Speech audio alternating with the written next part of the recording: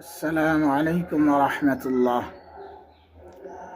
প্রিয় সাথী বন্ধুগণ, কেমন আছেন? অনেক দিন পরে আপনাদের সামনে আসা, অবসর সময় পেয়েছি বিদায় আপনাদের সামনে হাজির হয়েছি সুন্দর একটি বিষয় নিয়ে। সেটা হচ্ছে খায়ের বরকত ও সুন্দর স্বপ্ন দেখার আমল।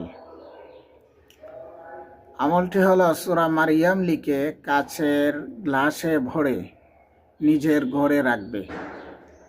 এতে খুব বেশি খায়ের বরকত পাওয়া যাবে, সুন্দর সুন্দর স্বপ্ন দেখবে। এই গ্লাসের পাশে যে ঘুমাবে সে সুন্দর স্বপ্ন দেখবে।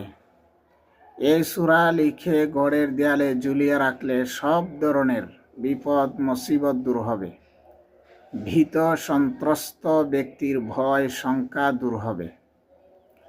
এই আমলটি হযরত ওয়ালা থানবী রহমতুল্লাহ আলাইহির লিখিত আমালে কোরআনী থেকে আপনাদের সামনে পেশ করা হয়েছে।